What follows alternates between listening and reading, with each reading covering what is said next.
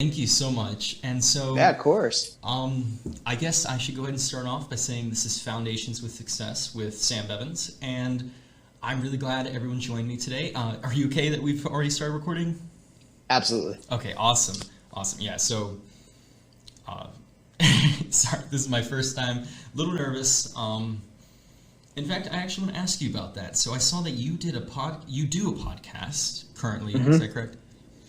And so, what exactly, what do you like to talk about, and how did you get into it? Yeah, so I have a podcast and a television show, but actually both of which are on pause right now because of the pandemic. Um, so I've been doing other media things going on, other news stations around the country to supplement that. Um, I like to talk about anything and everything that's going to help a human being go from where they are to wherever it is that they want to be in both business and life. So whatever topic may support that journey, that's what I'm going to be focused on. That's awesome. That's really great to hear. And I just, sorry, I just got to make sure you can hear me correctly. Is this good? I can, yeah. All right, awesome. So I watched a couple of your videos, and you like to talk a lot about having a why for what you do. And that I'm a huge reader, and I love reading philosophy, and that reminded me a lot of a quote from Friedrich Nietzsche, if you're familiar with him. And he said, "He who has a why can bear almost any how." And so I got to go ahead and ask you, what is your why? I know you talk about helping others, and Yeah, that's it, Sam. Helping others really sort of identify and extract the dream that's in their heart, whoever it is they really came here to be, and help them recognize that they are capable of fulfilling that vision, and then showing them the ways that are already around them, the opportunities that are right there to actually start taking massive action and strides towards that vision or that dream. that's a great answer. Wow, you were ready for that one. And so, listening to your videos, you talked a lot about the different paths you've taken in your life, all the way from construction to meditation retreats to all other sorts of really seemingly unconnected paths. And I've got to ask, what do you think is the connection between all of these jobs? Well, man, I think the following is true for any human being, and it pertains to this question. Like, we're always being led or guided by life to understand what it is we need to understand about ourselves in order to fulfill the thing we came here to fulfill. So what I mean by that is, like, life, it always supports life to move forward. When you look in nature, life proliferates, and life forms are supported to thrive as who or what they are. And we're no different as humans. So it's been my experience in my own life and with that of every client I've ever worked with, that we end up in situations to learn whatever we need to about ourselves, so that with that newfound knowledge and self-awareness, we can go take a huge step forward in doing whatever it is we came here to do. So of course, I learned a lot of different things in all of those jobs, but really what I was learning in every one of them, from construction to music to leading retreats, was who I really am in this world, who I'm intended to be, and how I best serve others. And all of this journey has just been a refinement of those things. That's awesome. And so you're now a coach. Is that the same as a life coach? Is a life coach just sort of like a subset of a coach? Yeah, I think everyone phrases it a little differently. So I'm a life coach, success coach, transformation coach. Different people resonate with different words, but yeah, life coach is a good topic to categorize it under. Awesome. That's really cool. So what got you into coaching? Well, at the time I was leading meditation retreats, as you mentioned, and I loved doing it. It was amazing. And people would have these extraordinary breakthroughs in meditation and just connecting with themselves more deeply. What I was finding, though, was that people's lives weren't really changing. So they'd have these really brilliant internal experiences, and they didn't understand how to, like, take that newfound awareness and integrate it into their life, their work, their marriage, etc. So I just started to notice this real burning desire to get to help people more intimately. Like, I wanted to be able to sit down with someone and go, okay, you've learned this about yourself. Now let's see how that piece of awareness is showing up in all these different areas of your life. How can we use that awareness to take all of these things forward? And at the time, and I didn't even really know coaching was a thing. I knew who Tony Robbins was, but I didn't realize it was this like multi-billion-dollar a year industry and worldwide. I just wanted permission, honestly, Sam, to just sit with people in a really connected, authentic way and go, hey, your life, your business is good, but it's not where you want it to be. What are the pieces we need to move around internally and then externally to get you there? And so I just decided, like, I'm going to call myself a coach so I can have those conversations. And once I started doing that and having those conversations, people ended up getting really profound results very quickly. So it gave me the affirmation I think I needed to really go down that path.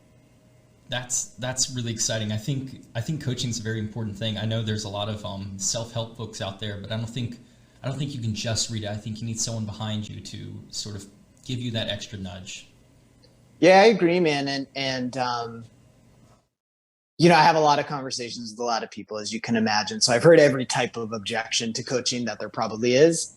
And what I always come back to is like, look, when you look at anybody who's the top of their field in any realm of business, entertainment, sports, it doesn't really matter. All of those people have support in their corner, massive levels of support in a ton of different areas. So like the people who are really changing the world right now, none of them are doing it by themselves in a box. They all call in the coaches and support that they need. So I think it's pretty safe to assume that we could all benefit from that kind of in-depth support. Yeah, that is really, really, really cool. And so I was just curious, do you think coaching is where you're going to stick as a possibly permanent career? I know you've jumped around from a lot of different careers. Do you think you really found it with coaching, or do you think there's a good chance that there's another path that you might take? No, this is it, man. I'm sure there'll be a lot of offshoots from this, but helping people and teaching and speaking, this is what I'm on earth to do. There's no question about it. So it already is taking a lot of different forms, but this, I think, will always be the core of it. It's great. That's awesome. It's really important when people find what they really want to do in life. I think as a student myself, I struggle with that, and I know all of my peers struggle with that, sort of finding where they're trying to go in life. And I know you've taken a lot of paths, and that's really awesome to hear that you found what you think is, what you believe in your heart is your path. Mm. So, well, Sam, like I to speak to that for a minute, I remember being a student, being in college, university, and I remember earlier than that and later than that being like, what am I doing? I'm a multi-passionate person, as most people are, and I was drawn in a lot of different directions. And the advice I always give people is like, you have to really follow what you care about, what you're really drawn to. Like, what would you go do if money wasn't a question, if you weren't worried about the opinions of others, you knew you were all set? What would you go do in life? Like, what's the thing that you would do that's a no-brainer every day? You do it gladly and passionately, morning to night. And I tried to not do that. I'm speaking from experience. I tried to ignore that thing or to do what I thought I should do or be drawn to all these different things. But in the end, this is always what I wanted to do. And once I was willing to really like trust myself and admit that this is just what I'm here to do, all the doors just started to open to support that. So in the position you're in and many other people, I always just really recommend to find what that thing is that you're most passionate about. And even though it's very scary to pursue it for a lot of different reasons, it's the most fulfilling thing I think a human being can do. That's sort of something that I've thought a lot about. For myself, I've always struggled with a fear of, for example, not being smart enough to pursue a career that I really want. There are these careers that I think are extraordinary and just something that I'm very passionate about, but there's a fear in my mind that I'm not going to be able to do it.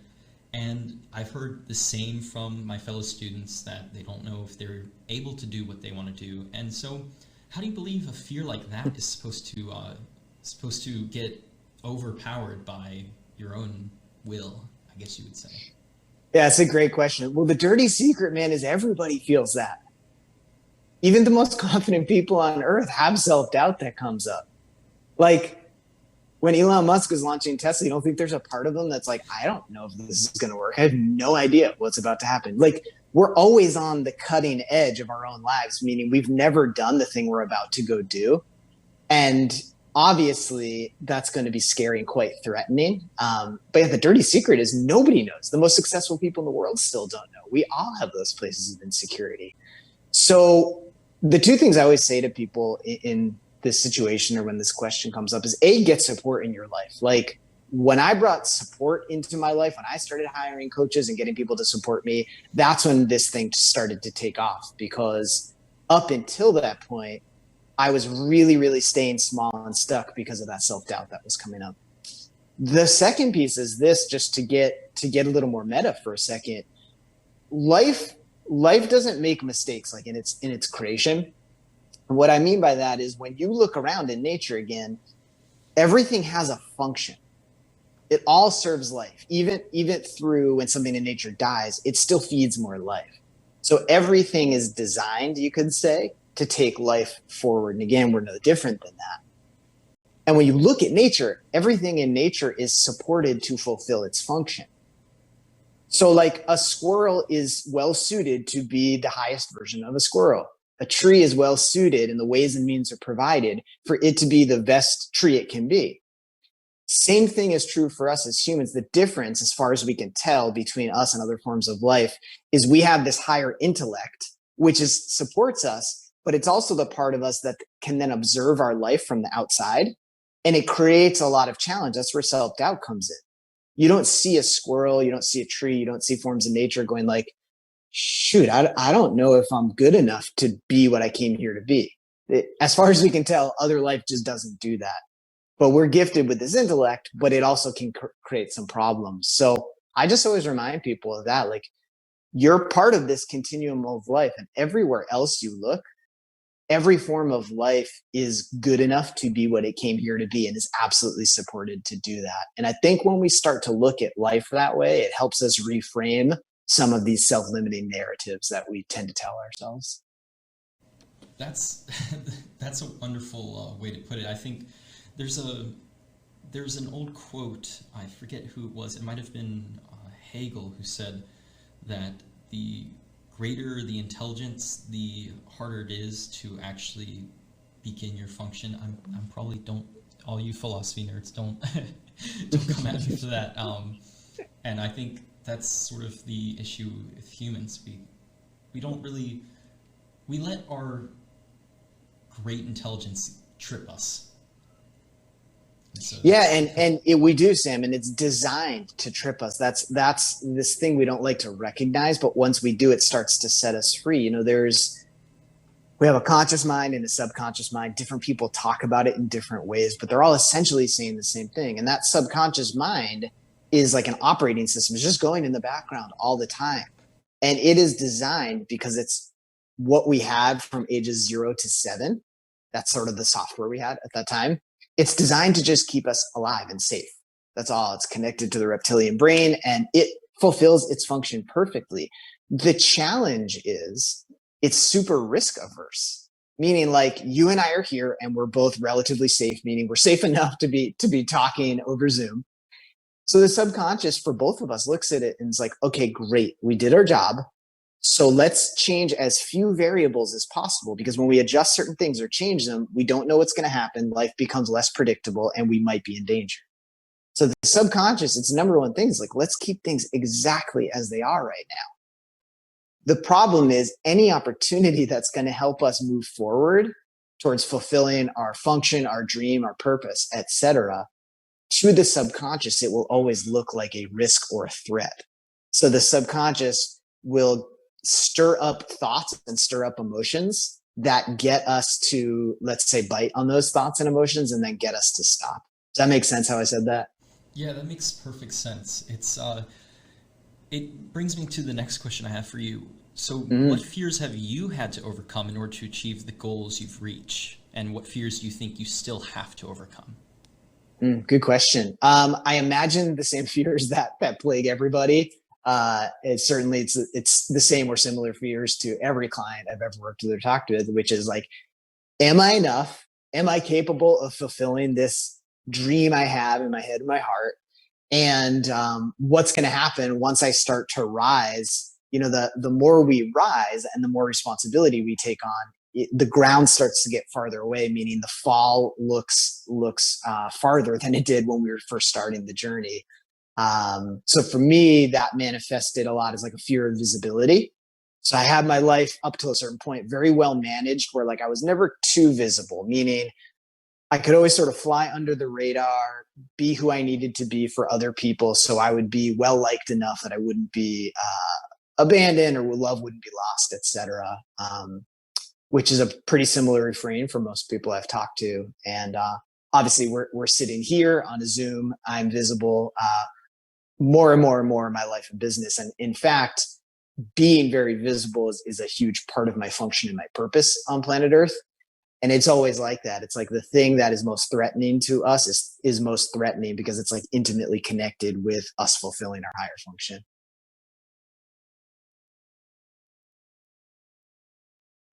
Sam, you're still muted right now. Sorry about that.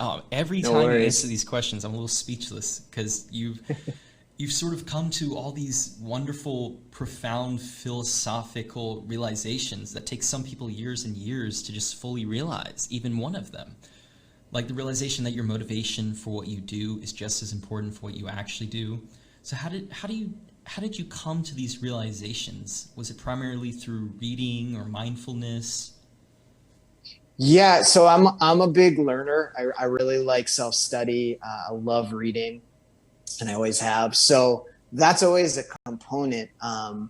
When things really started to change, though, for me, Sam, was when I started to take these concepts and make them my actual experience. So I took them out of the cognitive realm and brought them into the experiential realm, because once we experience something, we actually know it. Until then, it's just theory. So all of these things,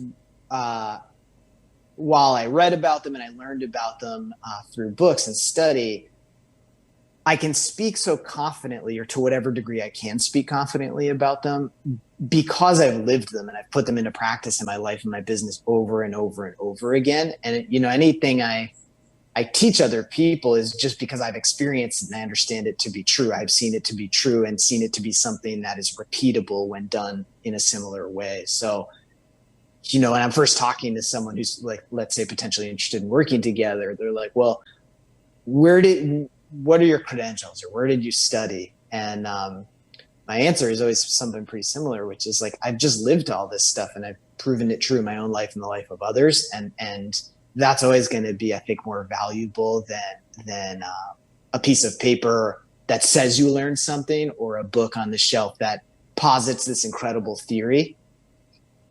All of those things are beautiful, but they don't actually mean anything until we're putting them in practice for ourselves. And that's where we start to, I think, really like bolster our sense of self-esteem and self-worth and trust in ourselves, is not from just learning something theoretically, but actually going and putting it into practice and seeing what happens, and seeing that when we start to apply these things, these are the results that happen. I know how to mitigate these results and deal with them when they do happen, and I know how to move forward from there. So what exactly goes through your head when you reach these breakthroughs? Like these have to be blowing your mind every single time. That's a great question. I've never been asked that or anything like it. I really like that question. Mostly it's gratitude, honestly, Sam. Religious beliefs aside, because I'm not a religious person, but I am a spiritual person. I think we all are. The more that I experience these things and the more that I learn these things, I'm just grateful for whatever word we want to put on it, the source of life. You can call it God, source, spirit, energy. I don't particularly care. But the thing that science is now talking about on a quantum level, and spirituality has always been talking about, is the same thing. So whatever word we put on it, every time these amazing things happen, or when a client has a huge breakthrough, or I have a huge breakthrough, my primary response is just being really grateful for the thing which animates us and gives us life, because that's where all this wisdom or knowledge comes from anyways. That's where all these experiences come from anyways. And again, I'm not saying this from a religious perspective. I want to be really clear about that. This is just sort of fundamental building blocks of life. And all things aside, the more grateful I feel towards that energy or that force in my life, the more that I realize, like, I don't have to white knuckle anything in my life, in my business, meaning I don't have to control this. It's not mine to control. My job is to just show up. Like, my job's to show up here and be present with you. Your job here is to show up and be present with me.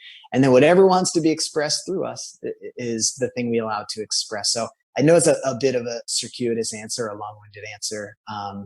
But mostly it's just gratitude for the force in both our lives, all our lives, that even gives us the opportunity to be sitting here. And the more I fill my life with that experience of gratitude, the better things tend to be quickly. That's a great answer, gratitude. I think that's, you can really apply that to whatever philosophy or religion or non-religion, non-philosophy, whatever you subscribe your beliefs to. I think you can really apply what you said there, that you can be grateful when you reach these amazing breakthroughs and you can start applying them to your life right there. Yeah, you're right. And even if we're talking to someone who's really logically oriented, who's not into philosophical or spiritual studies, and we're just going pure left brain here, gratitude is a specific, what we call gratitude is a specific biochemical response in the body. It's a chemical cocktail that circuits through us and produces this thing that we call the emotion of gratitude. So taking that forward, when we're in that space, when we're in that neurochemical cocktail experience that we call gratitude, one thing is absolutely true. We will see things in our lives or in our environment that are harmonious with whatever state that we're in. So if we're angry, we tend to see more things that either make us angry or confirm that we're having a bad day. If we're grateful, we tend to experience more things to be grateful for and more things that are aligned or harmonious with the experience of gratitude. So even if we're just talking like on a neurochemical level, the state that we are inhabiting emotionally or chemically within inside ourselves, we will see it reflected in the outside world.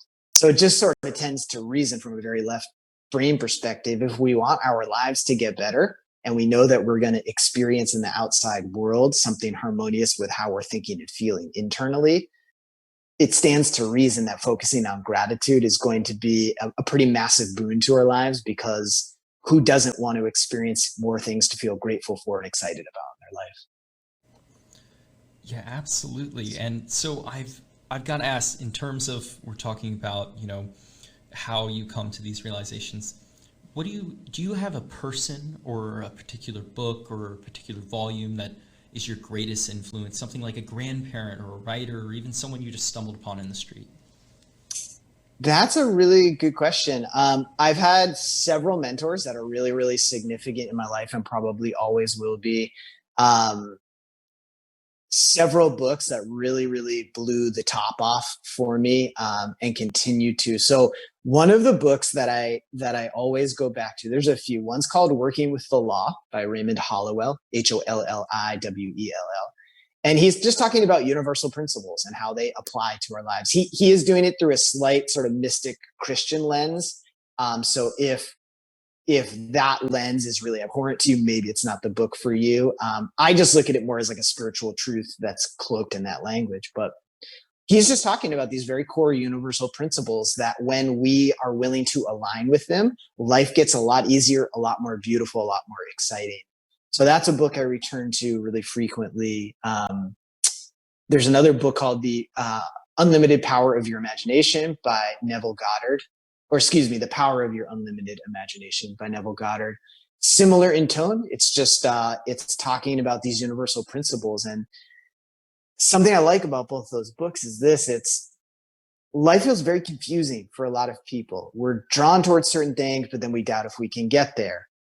We look at all this injustice in the world, but we also experience this profound sense of love. Like, there's a lot of incongruities in the human experience.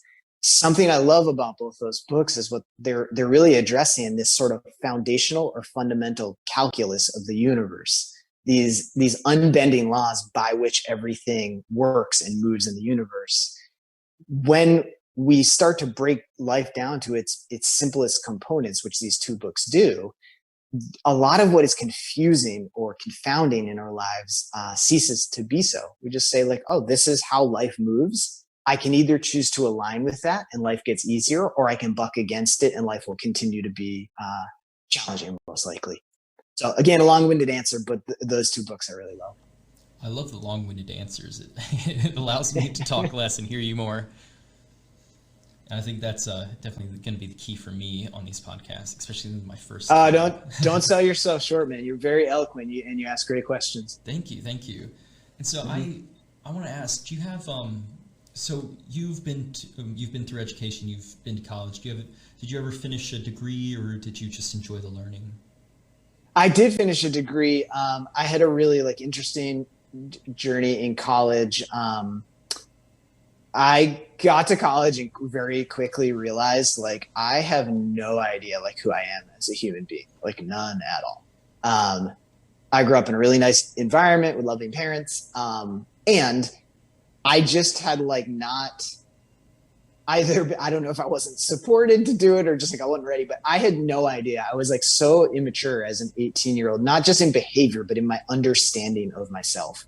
And it was very jarring to get to college because it was, you're quickly expected to make decisions that people say shape the rest of your life. What are you going to focus on? What's your major going to be? What class? I was like, whoa, I have no idea. I need to have some experiences here to start to understand what actually lights me up, and then I can make decisions. So I left college after my sophomore year, thought I would never return. I ended up just taking a year off. And when I came back, the college I went to had a very underutilized program, but it was perfect for me wherein you could design your own major. And it had to be signed off on by several different members of faculty and staff, but I was able to do that. And so I didn't know it at the time, but I was studying what I would then come to teach and work with in my life and my business, which is how human beings make change in their lives, how we take our life from where we are to where we want it to be, how we recognize and actualize the dreams that we hold in our heart, and we hold them there for a specific purpose, is because we're supposed to fulfill them to take all life forward. So I ended up studying that in college. I didn't really understand it at the time. Just at the time, I thought I was just studying what I loved, which was true. I just didn't understand it fulfilled this bigger picture. So I studied sort of the intersection of music and art, religion, spirituality, philosophy, and how all those things affect the human consciousness. So what do you think was the turning point for you? You said that you were immature in multiple ways when you were 18, more than just, for your age. So what do you think was the turning point, the point where you were like, okay, this is my pursuit. This is where I found my why? Well, I looking back, I always knew my why, Sam. It was just pretty deeply buried in there. But when I took that year off of school, I just went and I had life experiences. So I lived in a community that was life sharing with adults who had Down syndrome and autism, and it was on a functioning farm. So I really got out of my comfort zone and got out of what was familiar. And in that experience, there happened to be people living there who were real truth seekers in their own lives. And I really gravitated towards them. And they were people who were much older than me at the time. And quite honestly, I'd never been around people as peers who were just really focused on self-discovery in the way that these people were. So it really woke that up in me. So when I returned to college, that was my pursuit. I just wanted to understand the truth within myself and then go help other people do that. It was very unnerving to go back to college because most of my peers were not thinking similarly. They were just having their own experience. So it's quite an adjustment period to go back into that environment. I did end up finding a balance point. But I think that was one of the biggest breakthrough moments in my life, was seeing that were actually people who are similar to the way that I perceived myself, and that they were actually taking it forward and building these amazing lives as functioning adults whose primary focus was seeking the truth, understanding the truth within themselves, and then understanding how to help other people do the same thing.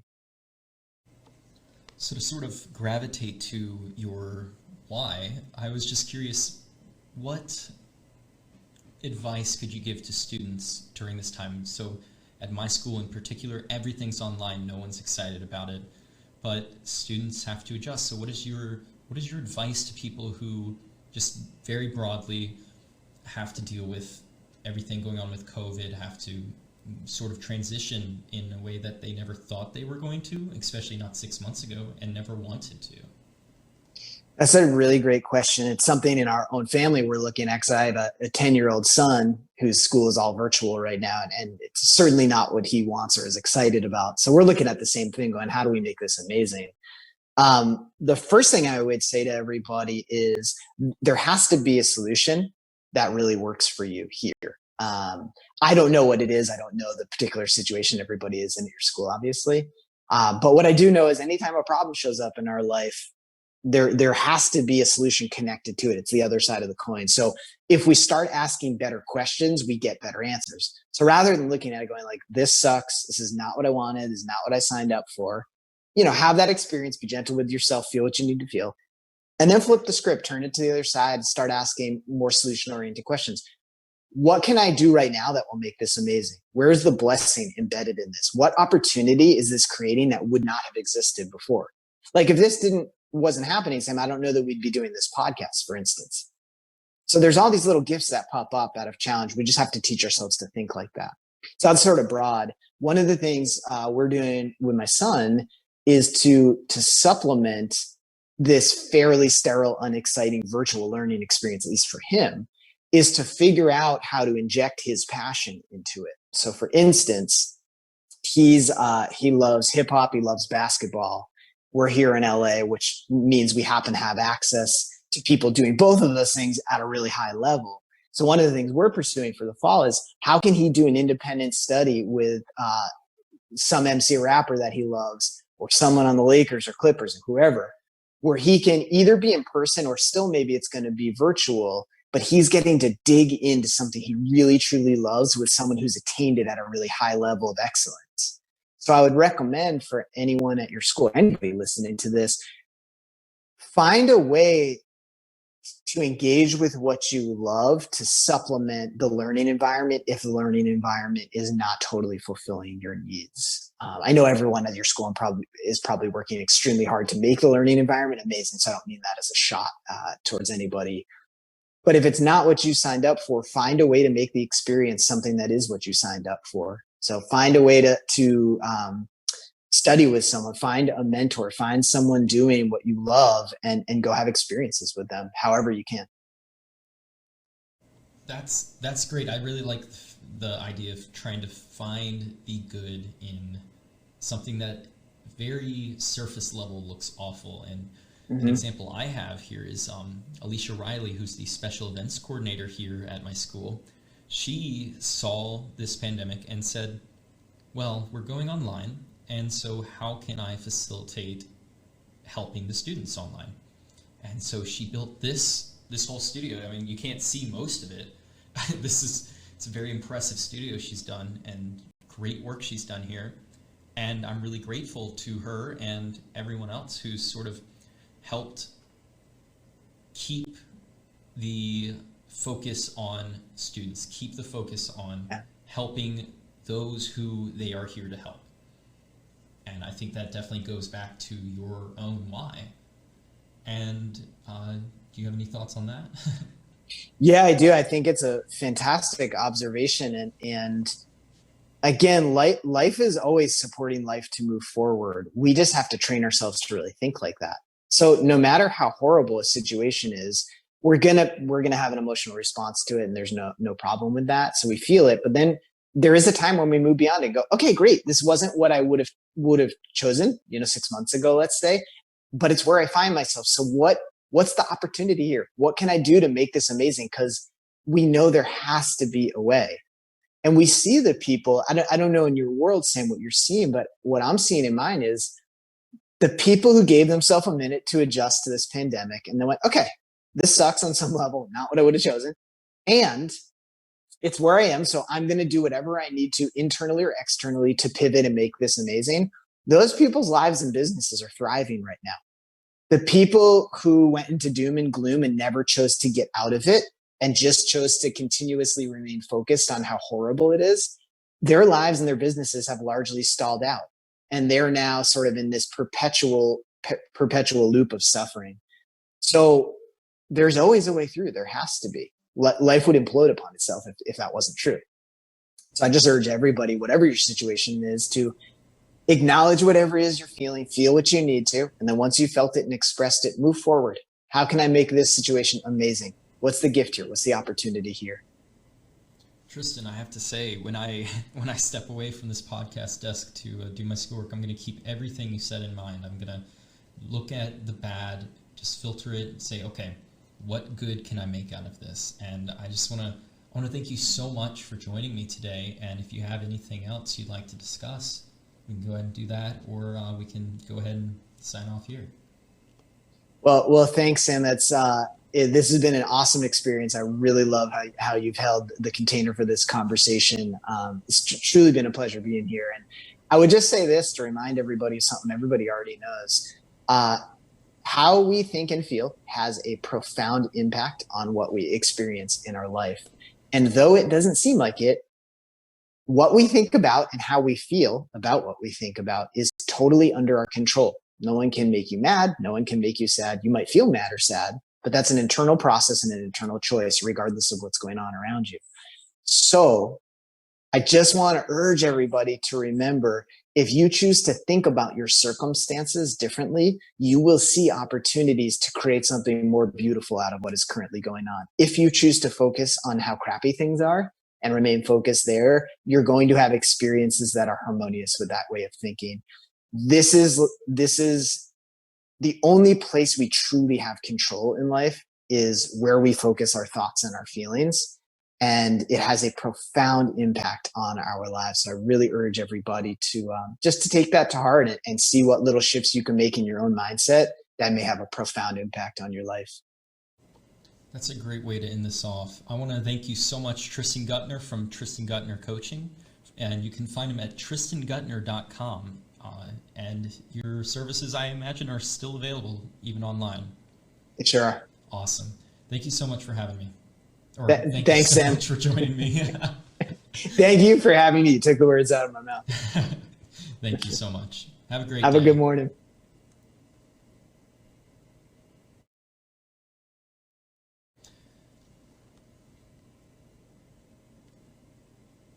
Okay, and that was the end of the podcast. I'm going to stop the recording here.